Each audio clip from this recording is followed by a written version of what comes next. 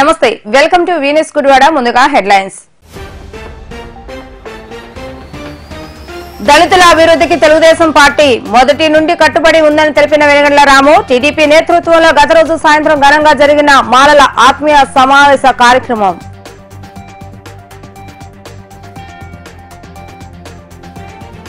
గుడ్లవల్లేరు మండలంలో పలు అభివృద్ధి కార్యక్రమాల్లో పాల్గొన్న ఎమ్మెల్యే కొడాలి నాని సంక్షేమ పథకాలు అందించడమే కాకుండా అభివృద్ధి చేస్తున్న జగన్మోహన్ రెడ్డికి ప్రజలు ఆశీస్సులు కావాలని కోరిన ఎమ్మెల్యే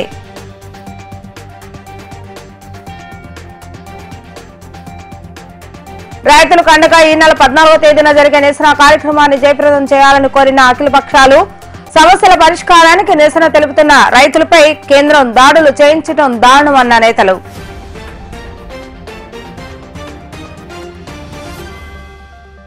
వెనగండ్ల రాము నేతృత్వంలో గుడివాడ పట్టణ పరిధిలో మాలల ఆత్మీయ సమావేశ కార్యక్రమాన్ని ఘనంగా నిర్వహించడం జరిగింది. ఈ కార్యక్రమంలో పాల్గొన్న నేతలు తొలుత అంబేద్కర్ చిత్రపటానికి పూలమాలలేసి నివాళులు అర్పించారు. దళితుల అభివృద్ధికి అహర్నిశలు శ్రమించిన పార్టీ ఏదైనా ఉంది అంటే అది కేవలం తెలుగుదేశం పార్టీ ఒకటేనని ఈ సందర్భంగా రాము అన్నారు. తెలుగుదేశం ప్రభుత్వం అధికారంలోకి వస్తే దళితుల అభివృద్ధికి చిత్తశుద్దితో పనిచేస్తానని తెలిపారు.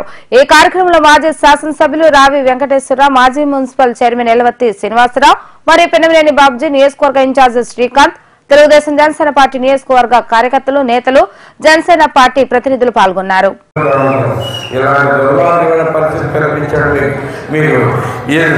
ఇది కాదు అభివృద్ధి అంటే రోడ్ వేయడము,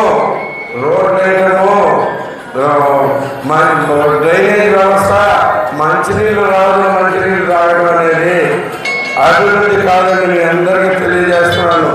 అభివృద్ధి అంటే వాళ్ళకంటే మనం రేపు పొద్దున బాగుండాలి, ఉన్నామా కదా, అదే దిశలో ఉన్నామా మనం బాగుండాలంటే మీరు ఎంతో మంది చదువుకున్న పిల్లలు ఉన్నారు, ప్రతిరోజు బీటెక్ చదివిన ఉన్నారు, కొంతమంది ఆటోలు వెళ్తున్నారు, కొంతమంది చెరువులు వెళ్తున్నారు, కొంతమంది తోటపల్లికి వెళ్తున్నారు. లేదంటే ఏం పని లేదు, మాకు పని లేదు, ఏం చేయాలో తెలియదని చెప్పేసి వెయిట్ చేస్తా ఉన్నారు. ఎప్పుడు ఎంత దారుణమైన పరిస్థితి ఏ వ్యవస్థలోనూ ఉండకూడదు. మనకి అభివృద్ధి అంటే రేపు పొద్దున చదువుకున్న ప్రతి వ్యక్తికి ఉద్యోగం కావాలి. అలాగే చెయ్యాలి అంటే ప్రతి మహిళకి పని దొరకాలి ఏదైనా కానీ. దీని మొత్తాన్ని చేస్తాను. మనందరం బతుకులు మారుదాం. ఒక్క ఐదేళ్ళు మీకు టైం అడుగుతున్నా. ఈ 5 ఏళ్ళ తర్వాత మన జీవితాలు ఎంత బాగుపడి మీరు చేస్తారు. చేద్దామనుకున్న ప్రతి మహిళకి పనిస్తాం. చేద్దామనుకున్న ప్రతి గ్రాడ్యుయేట్కి జాబ్ ఇస్తామని చెప్పేసి తెలియజేస్తామన్నారు. మన గుడివాడికి 10,000 ఉద్యోగాలు వస్తాయి. మన ప్రతి వాళ్ళను ఇంట్లో కూర్చున్నాం లేదు, మనం కల్పించిన కమ్యూనిటీ హాల్లో కూర్చుని పని చేసుకునేటట్టుగా నా ప్రయత్నాలు మొదలెడతాను. ఏ రోజైతే మనకు అక్కడే కూర్చుని రకరకాల పరిశ్రమలు చేతి గుర్తులు అటువంటి చేయగలిగిన పరిస్థితుల్లో మనం వెళ్తాము. చేతి పనులు ఆ రోజు అభివృద్ధి చేసినందుకు దానికి తొలి అడుగు ఆల్రెడీ గుడ్లపేటలో పడింది. అక్కడి నుంచి మనం మిగతా చోట్లకి నేను విస్తరించుకోలేకపోతానని చెప్పేసి మీకు తెలియజేస్తా ఉన్నాను. సో మన బతుకులు మారాలి అనే కాన్సెప్ట్ ఒక్కటే మీరు పెట్టుకోవడం, మిగతా అన్ని అనవసరం. మన జీవితాలు మారాలి. మన జీవితం మారాలి అంటే మన గురించి మనం ఆలోచించడం మొదలెట్టాలి. మన గురించి మనం ఆలోచించడం మొదలెట్టాలంటే ఎక్కడ స్టార్ట్ అవుతుంది? మనం ఆ పిల్లలను చదివించుకోవాలి. అలాగే మనకి రోజువారీ మనం చేయాల్సిన పనులు, మనకి కట్టుకోవడానికి ఉండడానికి ఇల్లు కావాలి. ఇలాంటివన్నీ చిన్న కోరికలు, మనకి చాలా చిన్న కోరికలు. ఈ కోరికల కంటే అద్భుతంగా మనం ముందుకెళ్తామని చెప్పేసి మీ అందరికీ తెలియజేస్తా ఉన్నాను. అలాగే ఇంకొక విషయం చెప్పి ముగిస్తాను నేను. మనకి మీరు అడిగిన ఈ ప్రశ్నలన్నిటితో పాటు మనకు కావాల్సింది ఒకటి ఉంది. ఈ సమాజం నుంచి మనకి గౌరవం రావాలి. గౌరవం రావాలంటే మనం విద్యార్థులు అవ్వాలి, విద్య సాధించుకోవాలి, ముందుకు వెళ్దాం. మనమందరం ఎవరికి తక్కువ కాదు అని చెప్పేసి చూద్దామని చెప్పేసి దానికి మొత్తం మరి రామేశ్వర గారికి, అదేవిధంగా బాబ్జీ గారికి, యలవర్తి శ్రీనివాసరావు గారికి, తర్వాత శ్రీకాంత్కి, వీళ్ళందరికీ కూడా నా ఆహ్వానాలు, నా ధన్యవాదాలు వచ్చినందుకు. ఇకపోతే మనం ఇక్కడికి ఒకటి నేర్చుకోవాలి. మనందరూ ఆర్డర్లీ బిహేవియర్, అంటే సైలెంట్గా ఉండటం, చెప్పిన పెద్దలు చెప్పిన వినటం, అలాంటి మంచి పనులు కూడా మనం నేర్చుకోవాలి. ఇకపోతే నేను చెప్పేది ఏంటంటే, ఈ కార్యక్రమం ముఖ్య ఉద్దేశం ఏంటంటే, మనమందరం కూడా ఈసారి మనకి 20,000 స్కీములు తీసేసినటువంటి జగన్మోహన్ రెడ్డి, మన ఊళ్ళకు రానటువంటి కొడాలి కానీ, మనతో సఖ్యత ఏర్పరచుకునే కొడాలి కానీ, మనం ఈసారి మనందరం కలిసి మన ఓటు ద్వారా రాము గారిని గెలిపించి, రాము గారి ద్వారా మనకి కొన్ని పనులు చేయించుకోవాలనే ఉద్దేశంతో, ఆయన ముందు కొన్ని విషయాలు చెప్పాలనే ముఖ్య ఉద్దేశంతో నేను ముందున్నాను. నాకు తెలుగు పెద్దగా రాదు, వచ్చిన భాషలో మాట్లాడతాను. జగన్మోహన్ రెడ్డి వచ్చిన తర్వాత మనకు ఉన్నటువంటి 20,000 స్కీములు, దాంట్లో ముఖ్యంగా చెప్పేది మనకి విద్య, వైద్యం, మనకి భూమి, ఎంప్లాయ్మెంట్ అంటే ఉద్యోగం. ఈ 3-4 విషయాల్లో మనం వెనకబడి ఉన్నాం. మనం ముందుకు తీసుకెళ్లే స్కీములు ఈ గవర్నమెంట్ వచ్చిన తర్వాత మొత్తం అబాలిష్ చేశారు. అదేమంటే మీకు 13,000 ఇస్తున్నాం కదా అమ్మఒడికి, లేదా 18,000 ఇస్తున్నాం కదా ఆటతో సరిపెట్టుకోండి అని చెప్పే గవర్నమెంట్ నా దృష్టిలో మనమే ముందుకు సాగలేకపోకుండా చేస్తున్నామనేటువంటి ఉద్దేశం నాకు. కారణం ఏంటంటే, నేను చదువుకునే రోజుల్లో ఎంతమంది చదివినా కానీ మన ప్రాంతం అభివృద్ధి చేస్తారో, అభివృద్ధి సంక్షేమం తప్పకుండా పేదలకు అందే విధంగా మేమందరం కూడా రాముకు సహకరించి పనిచేస్తామని చెప్పి మాటిస్తున్నా. దయచేసి ఈ దుర్మార్గుడిని ఒక్కసారి ఆడికి బుద్ధి చెప్పాలని మీ అందరూ కూడా ప్రార్థిస్తున్నా. రాముకు ఒక్క అవకాశం ఇవ్వండి, ఖచ్చితంగా మీకు మంచి జరుగుద్ది, మీ కుటుంబాలు బాగుపడతాయి, మీ ప్రాంతాలు అభివృద్ధి చెందుతాయి. దానికి మేమంతా తోడుంటామని చెప్పి మీకు అందరికీ మాటిస్తున్నా. ఈరోజు ఎంతోమంది పేదలు కానీ మగ్గిపోతున్నారు గ్రామాల్లో, వారి ఉద్యోగాలాగా యువత అల్లాడిపోతున్నారు. ఏం చేయాలి? దాని గురించి ఏది పట్టించుకోడు, ఒక్క స్టేట్మెంట్ ఇవ్వడు, ఒక ప్రాంతాన్ని తిరగడు. 5 సంవత్సరాలైంది మంత్రిగా ఉన్నాడు, ఏ గ్రామానికైనా ఒక్కరోజు వచ్చాడా? దేనికి మాట్లాడుతున్నా? మరి మీరందరూ కూడా నోరు విప్పిపోతే నష్టపోయేది మనమే. వాళ్ళ పోలీసులను అడ్డు పెట్టుకుని, అధికారులను అడ్డు పెట్టుకుని ఆడు పాలేరులాగా వాడుకుంటున్నాడు. ఇవాళ రేపు ఎల్లుండో నోటిఫికేషన్ వచ్చేస్తుంది, ఖచ్చితంగా ధైర్యంగా రోడ్ ఎక్కినా. ఇవాళ ప్రతి ఒక్కరు కూడా రోడ్ ఎక్కకపోతే నష్టపోయేది మన జీవితాలే. అందరం పోరాటం చేద్దాం. ఏదైతే మన బాబాసాహెబ్ అంబేద్కర్ మనకి చూపించాడో పోరాటాలు చేయమని ఖచ్చితంగా ఆ దిశగా ముందుకెళ్దాం. ఈ దుర్మార్గుడిని మళ్ళీ అసెంబ్లీ పంపకుండా మీ యొక్క ఆయుధంతో చేస్తారని చెప్పి ఆశిస్తూ నాకు ఈ అవకాశం మీ అందరూ కూడా ధన్యవాదాలు తెలియజేస్తున్నా. Thank you. జై భీమ్. అందరూ ఆలోచించండి. ఖచ్చితంగా ఈ దుర్మార్గం కాకపోవడం ఇవాళ సరిచేదని చెబుతున్నాయి. కూటమి ఏర్పడింది, జనసేన, బీజేపీ, తెలుగుదేశం ఖచ్చితంగా ప్రభుత్వం ఏర్పడిపోతుంది. ఇక్కడ కూడా మన కుటుంబంలో రాములు గారిని గెలిపించుకుంటేనే మనకు సముచిత న్యాయం జరుగుతుంది. రేపు కూడా చంద్రబాబు నాయుడు గారు కావాలని నిధులేస్తాడు. వాళ్ళ గురువారం గెలిపించుకోవాలి. దేశం అంతా కూడా గురువారం వైపు వస్తుంది. ఖచ్చితంగా మన రాము గారిని గెలిపించుకుందాం, మన ఆడబిడ్డకి న్యాయం చేద్దాం. మనం వేసేది రాము గారు కాదు, మన ఆడబడికి అట్లా చేయాలని కోరుకుంటూ నాకు ఈ అవకాశం ఇచ్చిన సమయం చాలా ఉంది, ఇంకా మాట్లాడాలి చాలా ఉంది. సమయం దగ్గర వల్ల మీ అందరూ సెలవు తీసుకున్నాను. జై తెలుగుదేశం, జై జన.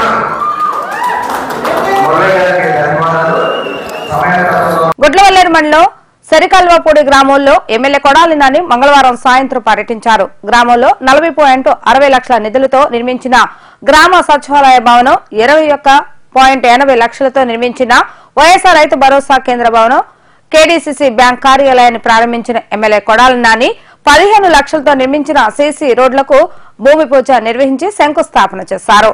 ప్రారంభోత్సవ కార్యక్రమాల అనంతరం జరిగిన సభలో ఎమ్మెల్యే కొడాలి నాని మాట్లాడుతూ అధికారంలోకి రానని తెలిసినా చంద్రబాబు నాయుడు తనపై ఉన్న కేసుల్లో అరెస్టు కాకుండా ఉండేందుకే పొత్తు డ్రామా ఆడుతున్నాడని విమర్శించారు. దమ్ము ధైర్యం చెప్పే సీఎం దేశంలో మరొకరు లేనని కొడాలి నాని అన్నారు. కులమత వర్గ పార్టీలకు అతీతంగా ప్రజలకు సీఎం జగన్ చేసిన మంచిని చూసి ప్రతి ఒక్కరూ తమ 2 ఓట్లను ఫ్యాన్ గుర్తుపై నొక్కాలని కొడాలి నాని పిలుపునిచ్చారు. ఈ రోజు చంద్రబాబు నాయుడు గారు బీజేపీతో కలిసి అధికారంలోకి వచ్చాడు. 99లో 2004 బీజేపీతో కలిసి ఓడిపోయాడు. ఓడిపోయినాక ఆయన చెప్పింది ఏంటి? బీజేపీ మద్దతు పార్టీ, నేను ఆ పార్టీతో కలిసి తప్పు చేశాను, నన్ను క్షమించమని చెప్పి అడిగాడు. అడిగి 2009లో మహాకూటమి అని చెప్పి సిపిఐ, సిపిఎం, టీఆర్ఎస్తో కలిసి పోటీ చేసి ఓడిపోయాడు. మళ్ళీ 2014లో రాష్ట్రం విడిపోయేటప్పటికి ఈ రాష్ట్రాన్ని బాగు చేయాలంటే కేంద్ర ప్రభుత్వం సహకారం ఉండాలి.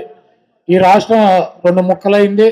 ఈ రాష్ట్రాన్ని కాపాడగలాలంటే నాలుంటి అనుభవజ్ఞుడు ఉండాలి, మోడీ గారి సపోర్ట్ ఉండాలని చెప్పి ఆయన ఆ రోజు తెలుగుదేశం పార్టీతో కలిశాడు. మళ్ళీ 4 సంవత్సరాల తర్వాత మోడీ గారు ఈ రాష్ట్రానికి ఏమీ చేసింది లేదని చెప్పి ఆయన నల్ల షర్ట్ వేసుకుని దేశమంతా తిరిగి అదొక మత్తత్వ పార్టీ అని చెప్పి, అదేవిధంగా ఆయనకి భార్య లేదని చెప్పి, పిల్లలు లేరని చెప్పి, భార్యని వదిలేసినటువంటి, పిల్లల్ని వదిలేసినటువంటి మోడీ ఈ రాష్ట్రాన్ని, దేశాన్ని ఏం ఉద్ధరిస్తాడని చెప్పి, మోడీని నేను ఈ రాష్ట్రంలో లేకుండా చేస్తానని చెప్పి, ఈ దేశంలో లేకుండా చేస్తానని చెప్పి, సిబిఐని ఉసుగొలుపుతున్నాడని చెప్పి, ఈడీలను ఉసుగొలుపుతున్నాడని చెప్పి, ఆంధ్రప్రదేశ్లో కేంద్ర ప్రభుత్వ సంస్థలో ఈడీ వాళ్ళు రాకుండా మరి బ్యాన్ పెట్టి జీవోలు రిలీజ్ చేసి మోడీ గారిని అమ్మనాభూతులు తిట్టాడు. అది మతత్వ పార్టీ అని చెప్పాడు.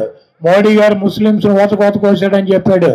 నిన్నగాక మొన్న మణిపూర్లో జరిగినటువంటి క్రైస్తవుల అల్లర్లో కూడా మరి బీజేపీకి సంబంధం ఉందని చెప్పాడు. మళ్ళీ సిగ్గు లేకుండా ఇంటర్ తెలుగువాడు ఆత్మగౌరవం కోసం పెట్టినటువంటి పార్టీని నడుపుతూ ఢిల్లీ వెళ్ళి 3 రోజులు అడుక్కు తినేవాళ్ళగా అక్కడ వాళ్ళ గుమ్మాల దగ్గర పడిగాపులు కడి ఆ బీజేపీతో అలయన్స్ అయ్యి ఈరోజు పవన్ కళ్యాణ్, బీజేపీ, చంద్రబాబు వచ్చి జగన్మోహన్ రెడ్డి గారిని ఓడించాలంటాడు. ఎందుకు ఓడించాలరా బాబు అంటే విధ్వంసం అయిపోయింది అంటాడు. ఏం విధ్వంసం అయింది?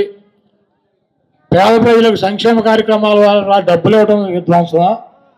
లేకపోతే ఈ రాష్ట్రంలో ఉన్నటువంటి అనేక అభివృద్ధి సంక్షేమ కార్యక్రమాలతో జగన్మోహన్ రెడ్డి గారు నా ఎస్సీ, నా బీసీ, నా ఎస్టీ, నా మైనార్టీ అని చెప్పటం విధ్వంసం అయిందా? ఈరోజు దొంగలందరూ కలిసి ఒక కూటమిగా ఏర్పడి జగన్మోహన్ రెడ్డి గారిని దించాలని చెప్పి ప్రయత్నాలు ఉన్నారు. ఆ పైన ఉన్నటువంటి భగవంతుడిని నమ్ముకున్నాడు జగన్మోహన్ రెడ్డి గారు, ఇక్కడ ఉన్నటువంటి ప్రజలను నమ్ముకున్నాడు జగన్మోహన్ రెడ్డి గారు. జగన్మోహన్ రెడ్డి గారికి మీకు మంచి చేశాను, మీ కుటుంబాలకు మంచి చేశాను, మీ ప్రాంతాలకి మంచి చేశానని చెప్పి భావిస్తే నాకు ఓటు వేయండి, లేకపోతే నాకు ఓటు వేయవసరం లేదని చెప్పి జగన్మోహన్ రెడ్డి గారు స్పష్టంగా చెబుతున్నాడు. చంద్రబాబుకి దమ్ము ధైర్యం ఉంటే 14 సంవత్సరాలు నేను అధికారంలో ఉన్నా, నేను ఈ మంచి కార్యక్రమాలు మీకు చేశాను, మళ్ళీ నా 14 సంవత్సరాల అధికారంలో ఉన్నటువంటి పరిపాలన తీసుకొస్తాను, నాకు ఓటు వేయండి లేకపోతే వేయొద్దని చెప్పేటువంటి దమ్ము లేదు. పవన్ కళ్యాణ్ని చూసేయండి, మోడీ గారిని చూసేయండి, పక్కన కాంగ్రెస్ చెల్లెమ్మ షర్మిలమ్మని చూసి నాకు ఓటు వేయండి ఆవిడ చెబుతోంది కాబట్టి, లేకపోతే ఎదురున్నటువంటి బీజేపీ వదినమ్మని చూసి వేయండి, లేకపోతే నా ఉత్తిపుత్రుడు పనికి మాలి దొత్తమ్మ పప్పుగాడిని చూసి ఓటు వేయండి అని చెప్పి ఈ రకంగా చెప్పేటువంటి పరిస్థితి ఉంది. కాబట్టి మీ కుటుంబాలకు మంచి చేశాడని మీరు భావిస్తే, మీ ప్రాంతాలకు మంచి జరుగుతుందని భావిస్తే, మీకు దేవుడి మీద జగన్మోహన్ రెడ్డి గారి మీద నమ్మకం ఉంటే మీరు జగన్మోహన్ రెడ్డి గారికి అండగా నిలబడాల్సినటువంటి అవసరం ఉంది. మరి మీకోసం 125 సార్లు బటన్లోకి 2,57,000 కోట్ల రూపాయలు మీ కుటుంబాలకు ఇచ్చినటువంటి జగన్మోహన్ రెడ్డి గారి కోసం ఒక్కసారి మీరు బూత్కి వెళ్ళి 2 బటన్లు కనుక ఫ్యాన్ గుర్తు మీద నొక్కినట్లయితే ఈ రాష్ట్రానికి పట్టినటువంటి నిష్ఠ దరిద్రం వార కూడా పడదు. నిష్ఠ దరిద్రం అన్నమాట, దరిద్రుడు తాండవించినట్టు ఉంటుంది.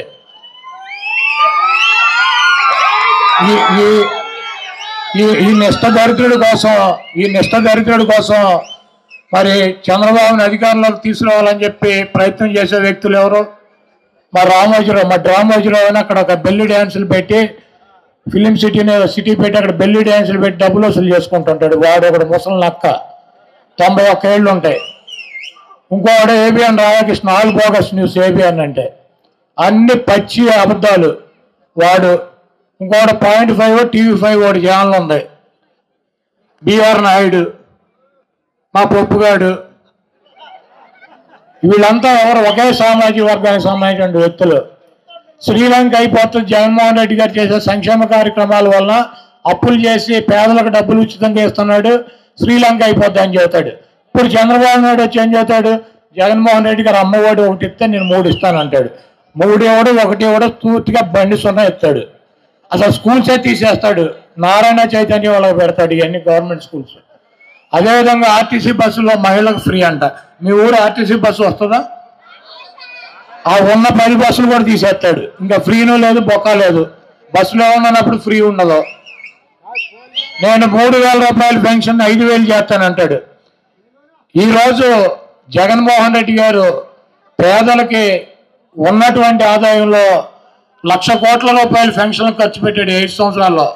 37 లక్షల మంది నిరుపేదలకి నెలకి 1,000 రూపాయలు చంద్రబాబు ఇచ్చాడు. దేశంలోని రైతుల సమస్యలను పరిష్కరించాలని డిమాండ్ చేస్తూ అఖిలపక్ష పార్టీల ఆధ్వర్యంలో మార్చి 14వ తేదీ గుడివాడ ఎంఆర్ఓ కార్యాలయం వద్ద నిర్వహించే ఉద్యమాన్ని రైతులు, ప్రజలు జయప్రదం చేయాలని అఖిలపక్ష పార్టీల నాయకులు విజ్ఞప్తి చేశారు. గుడివాడ సిపిఎం కార్యాలయంలో వారు మీడియాతో మాట్లాడుతూ కేంద్రంలోని బీజేపీ ప్రభుత్వం మరోసారి గద్దెనెక్కితే వ్యవసాయాన్ని కూడా కార్పొరేట్ శక్తులకు అప్పగిస్తుందని, బీజేపీ అవలంబిస్తున్న రైతు వ్యతిరేక విధానాలకు నిరసనగా నిర్వహించే కార్యక్రమాలను జయప్రదం చేయాలని విజ్ఞప్తి చేశారు. ఈ కార్యక్రమంలో PCC member Potharaju Yadav, CITU జిల్లా ఉపాధ్యక్షుడు ఆర్సీపీ రెడ్డి, కాంగ్రెస్ నాయకులు వేల్పుల నాగబాబు తదితరులు పాల్గొన్నారు. కేంద్రంలో నరేంద్ర మోడీ గారు అధికారంలోకి వచ్చే ముందు నేను స్వామినాథన్ కమిటీ సిఫార్సులు అమలు చేస్తానని ఆయన గొప్పగా చెప్పిన పరిస్థితి. తర్వాత 20లో ఆయన 3 నల్ల వ్యవసాయ చట్టాలు తీసుకురావడం జరిగింది. ఆ 3 నల్ల వ్యవసాయ చట్టాలకు వ్యతిరేకంగా రైతాంగం దేశవ్యాప్తంగా ఆందోళన చేసి అనేక మంది అమరులై ఆ చట్టాలను చివరకు 2021 డిసెంబర్లో కేంద్ర ప్రభుత్వం ఆ 3 నల్ల వ్యవసాయ చట్టాలను వెనక్కి తీసుకుంటాను అని రాతపూర్వకంగా రాసిచ్చి పంటలకు మద్దతు ధరను చట్టం చేస్తానని రాతపూర్వకంగా రాసిచ్చింది 21లో. ఇప్పుడు సుమారు 2 సంవత్సరాలు దాటిపోయింది. అయినా కేంద్ర ప్రభుత్వం ఇచ్చిన మాట మీద నిలబడుకోకుండా దాన్ని తాస్కారం చేస్తూ ఆ నల్ల 3 చట్టాల విషయాల్ని అమలు చేస్తూ ఉంది. కాబట్టి ఇప్పుడు ఫిబ్రవరి 13వ తేదీన హర్యానా అక్కడి నుంచి రైతులు నువ్వు కనీస మద్దతు ధరను చట్టం చేస్తానని మాట ఇచ్చావు, ఆ చట్టం చేయమని వాళ్ళు ర్యాలీగా ఢిల్లీ బయలుదేరితే హర్యానా బోర్డర్లోనే రైతుల్ని నానా ఇబ్బందులు పెట్టిన పరిస్థితి. బ్యారికేడ్లు నిర్మించారు, రోడ్ల మీద ముళ్ళ కంచెలు వేశారు, ఎయిర్ గ్యాస్తో వాళ్ళని చల్లాచెదురు చేయడానికి ప్రయత్నం చేశారు. రకరకాలుగా విషవాయువులు, డోనులతో విషవాయువులు కూడా చిమ్మిన పరిస్థితి. ఆ విషవాయువులు చిమ్మటం రీత్యా రైతులకైతే ఇప్పుడు వినపడలేదంట. మాట్లాడుతూ ఉంటే రైతుకి వినపడని సౌండ్లు కూడా సృష్టించి విన్నారు. అయినా వాళ్ళు ఫిబ్రవరి 13 నుంచి ఢిల్లీ హర్యానా బోర్డర్లో రైతులు నిరసన తెలియజేస్తూనే ఉన్నారు.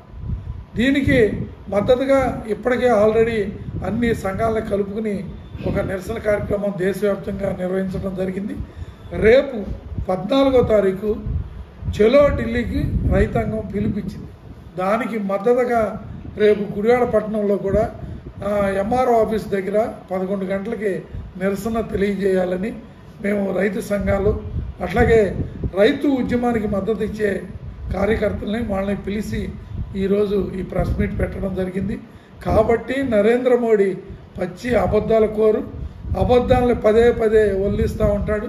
కాబట్టి నరేంద్ర మోడీ విధానాలు మళ్ళీ 3వసారి అధికారంలోకి వస్తే ఇక భారతదేశంలో రాజ్యాంగం మిగలదో ఏమీ మిగలవు, అంత నియంత పాలనలోకి వెళ్ళిపోయే పరిస్థితి ఉంటుంది.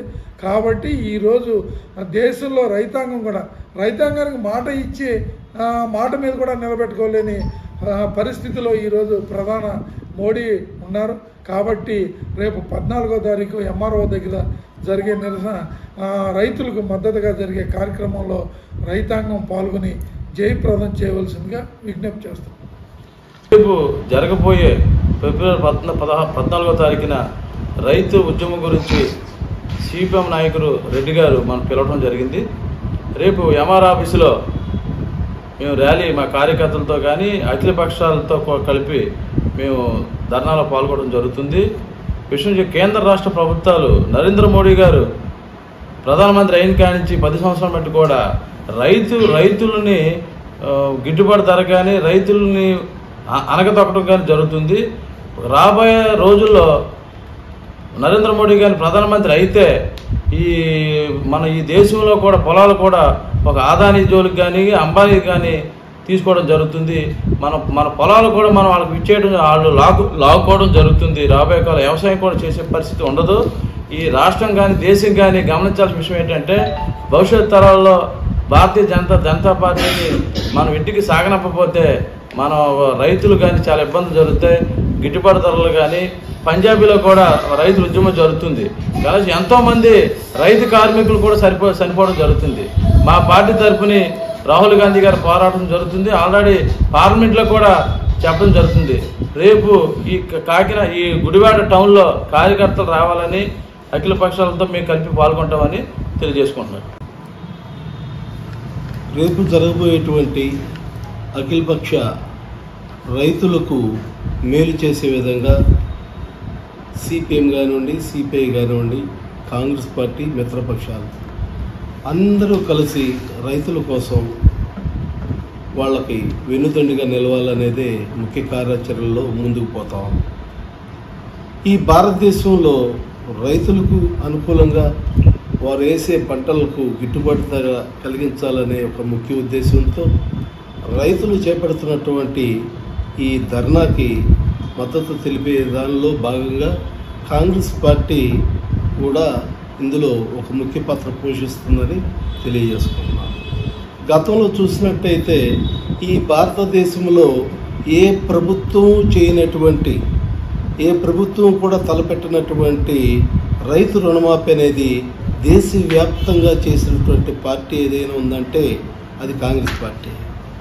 ఈరోజు సిపిఎం కానీ, సిపిఐ కానీ కమ్యూనిస్టులతో కలిసి పోరాటం చేయడం గల కారణం ఏంటంటే వాళ్ళు తెల్లారి లేచిన దగ్గర ఉండి కార్మికుల పట్ల అంకితాభావంతో చిత్తశుద్ధితో పనిచేస్తున్నారు. కాబట్టి వాళ్ళకి వెన్నుదండుగా మేము కూడా ప్రోత్సాహం ఇవ్వాలనేదే ముఖ్య ఉద్దేశం. ఈరోజు భవన నిర్మాణ కార్మికుల యొక్క సమస్యల మీద కూడా వాళ్ళు పోరాటం చేస్తూ ఉన్నారు. రాష్ట్రంలో 49 లక్షల మంది భవన నిర్మాణ కార్మికులు ఉన్నారు. వాళ్ళ యొక్క డబ్బుల్ని ఈ రాష్ట్ర ప్రభుత్వం 25,000 కోట్ల రూపాయలు తీసేసుకొని ఈ రోజు వరకు వాళ్ళకు ₹1 కూడా జమ చేయనటువంటి పరిస్థితి, క్రైములు కూడా ఇవ్వనటువంటి పరిస్థితి.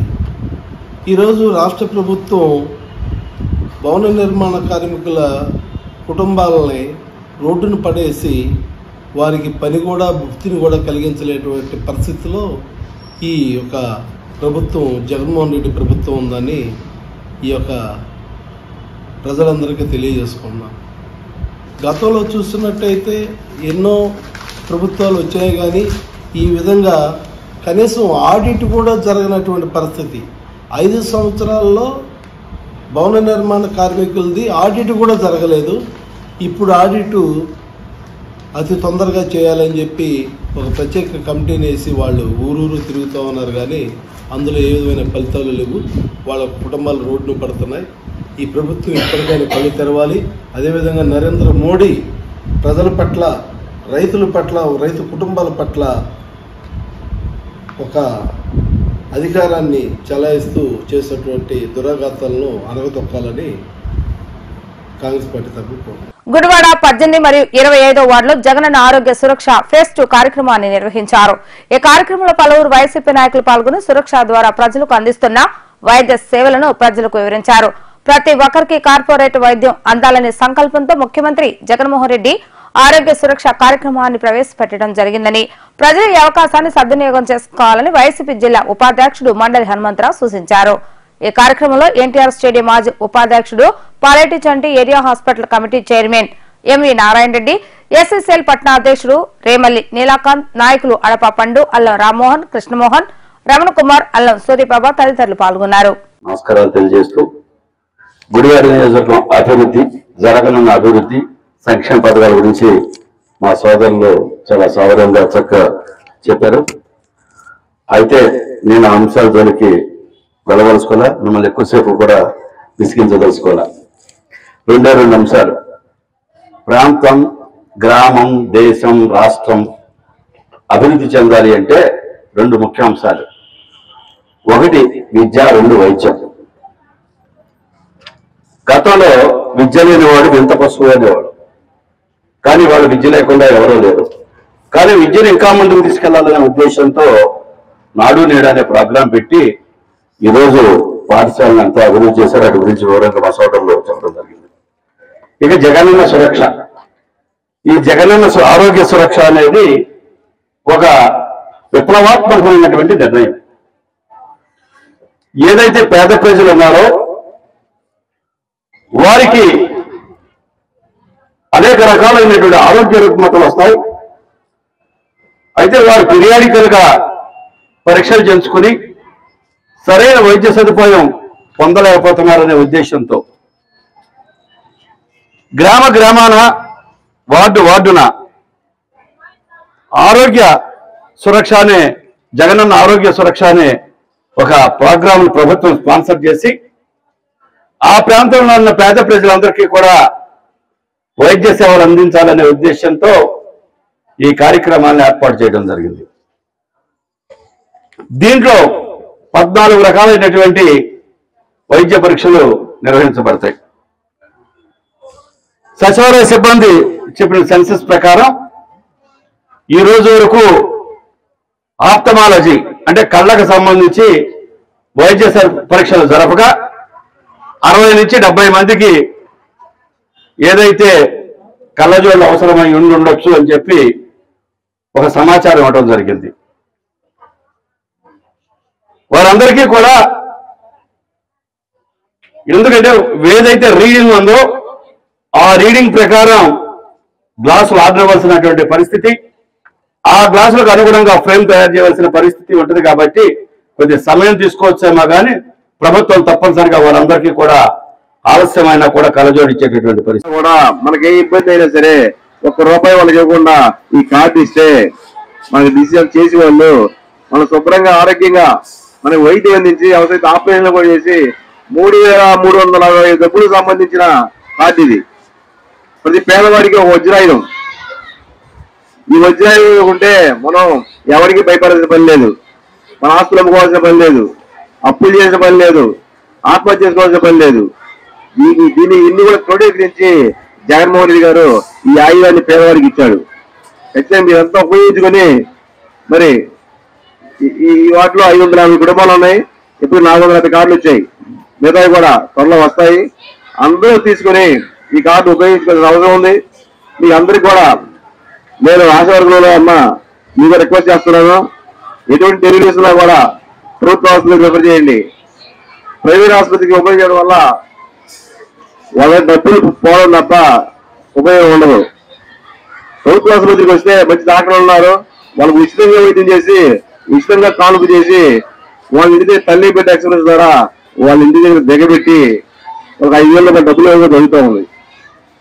ఇవన్నీ కూడా ఏఎన్ఎంలు కానివ్వండి, ఆశా వర్కర్లు కానివ్వండి ఖచ్చితంగా పేద కుటుంబాల్లోకి తీసుకెళ్లి వాళ్ళని అవేర్నెస్ చేయాల్సిన అవసరం ఉంది. అప్పుడు ఇన్ని దృష్టిలో పెట్టుకొని మీ అందరూ కూడా ఈ కార్యక్రమం ఉపయోగించుకుంటారని, దీనికి ఇంత పెద్ద ఎత్తున ఇన్ని లక్షల కోట్ల రూపాయల డబ్బు ఈ ఆరోగ్యశ్రీ ఓన్లీ ఆరోగ్యానికే హెల్త్ డిపార్ట్మెంట్ మీదనే జగన్మోహన్ ఉన్న బడ్జెట్ లో 1/3 బడ్జెట్ పెట్టడం జరిగింది. కాబట్టి ఎన్ని దృష్టిలో పెట్టుకొని మనకు గతంలో మంచి జరిగిందా, ఇప్పుడు మంచి జరిగిందా, ఒకసారి బేరీ చేసుకోండి. సంక్షేమం అప్పుడు బాగా జరుగుతుందా, ఇప్పుడు బాగా జరిగిందా? ప్రభుత్వ స్కూల్ ఇప్పుడు బాగున్నాయి, అంత ముందు బాగున్నాయి. ఇప్పుడు యూనిఫామ్ కానివ్వండి, డ్రెస్ కానివ్వండి, బూట్లు కానివ్వండి, వాళ్ళ బ్యాగ్స్ కానివ్వండి, బుక్స్ కానివ్వండి, బ్రహ్మాండమైన డిజిటల్ ఎడ్యుకేషన్ తీసుకెళ్లి ఇంగ్లీష్ మీడియం తీసుకొచ్చి వాళ్ళ ప్రజల్లో ప్రపంచ స్థాయిలోనే భారత స్టూడెంట్స్ మరి ఐక్యరాజ్య సమితిలోనూ వైట్ హౌస్ లోనూ మాట్లాడే పరిస్థితి తీసుకొచ్చిన గొప్ప ముఖ్యమంత్రి జగన్మోహన్ రెడ్డి గారు అని చెప్పి తెలియజేసుకుంటూ, మీరు ఖచ్చితంగా వచ్చే ఎన్నికల్లో మరి జగన్మోహన్ రెడ్డి గారు ఆలోచించాలి. గురువాల్లో పొలాలన్నీ గారిని ఆశీర్వదించి మరి ఇంకా మీకు ఏ ఇబ్బందులు ఉన్నా కూడా మేమంతా అవైలబుల్గా ఉంటాము. మీ సచివాలయం ఉంది, మీ సచివాలయ ఇన్ఛార్జి రామ్మోహన్ గారు ఉన్నారు, సూర్యబాబు గారు ఉన్నారు, వారందరి సేవలు ఉపయోగించుకుంటారని చెప్పి తెలియజేసుకుంటూ సెలవు.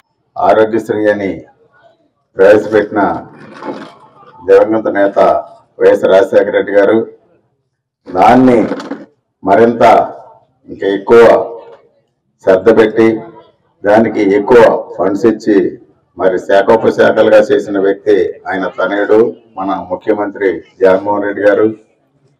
అంతకుముందు మరి ఏదో నామమాత్రంగా తెలుగుదేశం గవర్నమెంట్ లో రాజశేఖర రెడ్డి గారు ప్రవేశపెట్టిన పథకాలన్నీ కూడా నామమాత్రంగానే వీళ్ళు చేసేవాళ్ళు.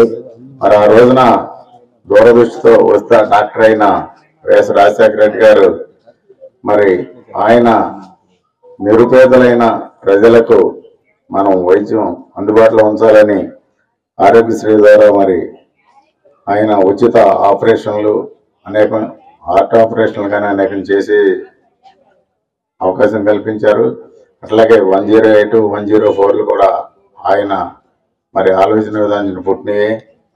ఇంతకుముందు మరి నిరుపేదలైన మరి పేదలు హాస్పిటల్కి వెళ్ళి మరి వారి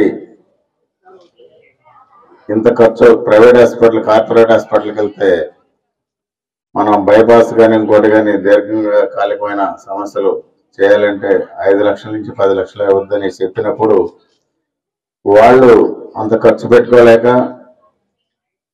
ఫలానా అప్పుడు చనిపోతారని డాక్టర్లు చెప్పినా ఏమి చేయలేని స్థితిలో మరి వాళ్ళు కుమిలిపోతున్న తప్ప ఏమి చేయలేని పరిస్థితుల్లో మరి రాజశేఖర రెడ్డి గారు పెట్టిన ఈ ఆరోగ్యశ్రీ ఇవాళ అది 5 లక్షల నుంచి 10 లక్షల దాకా మరి జగన్మోహన్ రెడ్డి గారు పెంచి ఎంతటి ఆపరేషన్ అయినా కానివ్వండి ఎంతటి ఖర్చు అయినా సరే నేను భరిస్తానంటూ మరి ఆయన అనేక హార్ట్ ఆపరేషన్లు కానివ్వండి ఈ మెదడుకు సంబంధించిన బ్రెయిన్ ఆపరేషన్లు అయితేనే ఉంది అనేకం మరి ఆయన ఈ ఆరోగ్యశ్రీ ద్వారా కూడా సురక్ష కార్యక్రమానికి విచ్చేసినటువంటి పెద్దలు పాలేటి చండి గారికి, మండల హనుమంతరావు గారికి, అడపా జగదీష్ గారికి, అలాగే మున్సిపల్ సిబ్బంది, సచివాలయం సిబ్బంది, మన వాలంటీర్సు ప్రతి ఒక్కరికి కూడా నమస్కారాలు తెలియజేస్తున్నాం. ఈరోజు ఈ వేదిక జగనన్న ఏర్పాటు చేశారంటే సురక్ష ఆరోగ్య సురక్ష ఫస్ట్ ఫేజ్ జరిగింది. దానిని మనం వినియోగించుకున్నాం. ఇప్పుడు ఆరోగ్య సురక్ష రెండో విడత ప్రోగ్రాం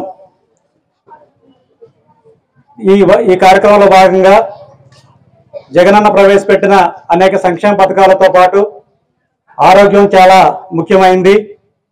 ఆరోగ్యం పట్ల బడుగు బలహీనులు పేదవాళ్ళైనటువంటి వారు పెద్ద పెద్ద హాస్పిటల్స్కి వెళ్ళి రోగాల్ని బాగు చేసుకోలేని పరిస్థితుల్లో చాలామంది మరణిస్తూ ఉంటారు. ఈ క్రమంలో జగనన్న బడుగు బలహీన వర్గాల కోసం పేదల కోసం ఈ సంక్షేమ పథకాన్ని ఏర్పాటు చేసి ఫస్ట్ విడత దీనిని విజయవంతం చేసి ఏదో రాజకీయంగా చేస్తున్నామని కాకుండా ఆరోగ్యం అన్నది ఎప్పుడు కూడా మనిషికి అవసరమే. కాబట్టి ఈ 5 సంవత్సరాల్లో మళ్ళీ ఆఖరి రోజుల్లో కూడా ఈరోజు ఎలక్షన్ ముందైనప్పటికీ టీడీపీ సోషల్ మీడియా ట్రోల్స్ తట్టుకోలేక ఆత్మహత్య చేసుకున్న గీతాంజలి మృతికి తెలుగుదేశం పార్టీ బాధ్యత వహించాలని గుడివాడ ఏరియా హాస్పిటల్ అభివృద్ధి committee chairman Narayana Reddy demand చేశారు. గుడివాడ ఆయన కార్యాలయంలో నారాయణ రెడ్డి మీడియాతో మాట్లాడుతూ నారా లోకేష్ ఆధ్వర్యంలో నడుస్తున్న టీడీపీ సోషల్ మీడియా గీతాంజలి ఆత్మహత్యకు కారణమని, ట్రోల్స్ కు పాల్పడిన వారిపై ప్రభుత్వం చర్యలు తీసుకుంటుందని నారాయణ రెడ్డి అన్నారు. ఈ రాష్ట్రానికి పట్టిన దరిద్రం తెలుగుదేశం పార్టీ అనుకుంటే దానికి అనుబంధ సంస్థలు కూడా కొత్తగా తెలుగుదేశం పార్టీ టీడీపీ అయిపోయి కానీ ఒక పనికిమాలిన సంస్థ తయారైపోయి నారా లోకేష్ నాయకత్వంలో హైదరాబాద్లో ఉంటూ ఈ రాష్ట్రం మీద, ఈ రాష్ట్ర ప్రజల మీద మరి విషం నమ్ముతూ ఆ పత్రికలలాగే మరి అబద్ధాలు చేసే ప్రయత్నం చేస్తూ ఉన్నాం. ఎంత దుర్మార్గంగా ఉన్నారంటే నిన్న గీతాంజలి అనే ఒక మహిళ ఈ రాష్ట్రంలో అనేక లక్షల మందికి జగన్మోహన్ సంక్షేమం ఇస్తా ఉంటే ఆ అమ్మాయి పట్టా తీసుకుని ఎంత ఆనందంతో నాకు అద్దెంట్లో ఉన్నాను, నాకు జగనన్న ఒక సొంత ఇల్లు ఇచ్చాడు, అమ్మఒడి ఇచ్చాడు, సంక్షేమం ఇచ్చాడు, నేను జగనన్న మర్చిపోలేదేమో ఆ అమ్మాయి ఆనందాన్ని మీడియా సోదరులు అయితే ఎక్స్ప్రెస్ చేస్తే దాని మీద ట్రోలింగ్ చేసి ఆ అమ్మాయి ఎంత ట్రోలింగ్ చేశారంటే ఒక వ్యక్తి ఒక గృహిణి అభిమానులతో మాట చెప్తే దాని మీద ఒక దుర్మార్గంగా ట్రోలింగ్ చేసి ఆ అమ్మాయి మరణానికి ఈ తెలుగుదేశం పార్టీ కానివ్వండి, జనసేన కానివ్వండి, వాళ్ళ ఐపాక్ సంస్థ కానివ్వండి ఖచ్చితంగా వాళ్ళే కారణము.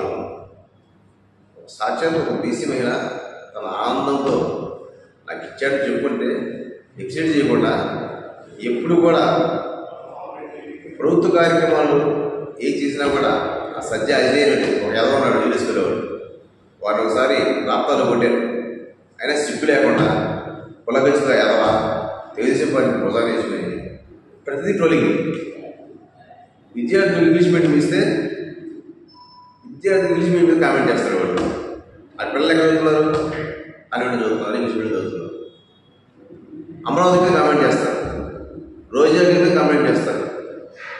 ప్రభుత్వం చేసే ప్రతి కార్యక్రమం కూడా వాడు వ్యంగ్యంగా మాట్లాడతారు. వాడి స్థాయి ఒక కుక్క బగిరి కాదు.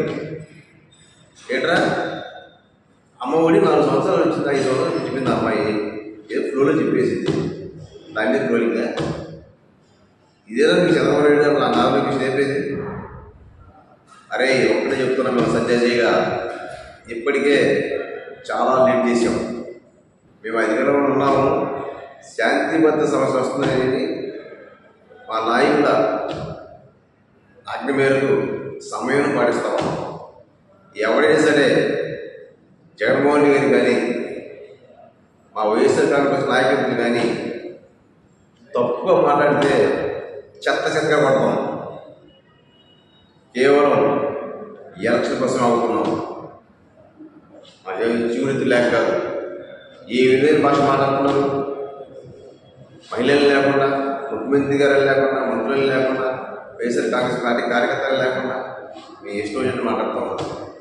వీడి దృష్టిలో పెట్టుకుని తెలుగుదేశం పార్టీకి రాష్ట్రం చచ్చిపోయింది, మీరు తప్పలేక అందరి సంఖ్య నాకున్నారు, మీ సంఖ్య నాకండి కొనగలేదని అందరూ ఈ దేశంలో ఉన్న పార్టీలు ఎంత పొద్దు పెట్టుకున్నారు.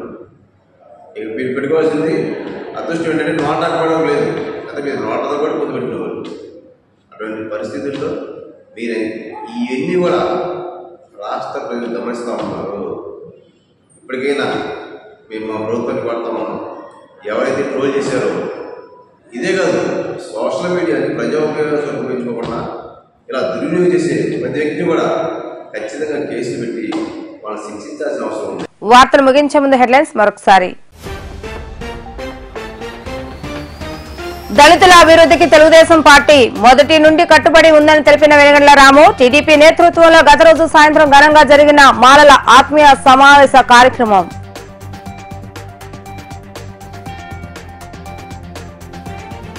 గుడ్లవల్లేరు మండలంలో పలు అభివృద్ధి కార్యక్రమాల్లో పాల్గొన్న ఎమ్మెల్యే కొడాలి నాని, సంక్షేమ పథకాలు అందించడమే కాకుండా అభివృద్ధి చేస్తున్న జగన్మోహన్ రెడ్డికి ప్రజలు ఆశీస్సులు కావాలని కోరిన ఎమ్మెల్యే.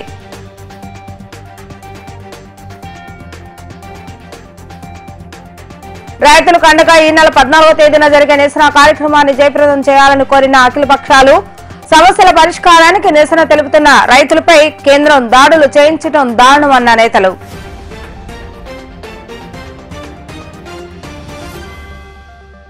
ఇవి ఈ రోజు వార్తా విశేషాలు. మళ్ళా తిరిగి రేపటి వీటీవీ న్యూస్ లో కలుద్దాం. అప్పటి వరకు చూస్తూనే ఉండండి వీటీవీ గుడివాడ.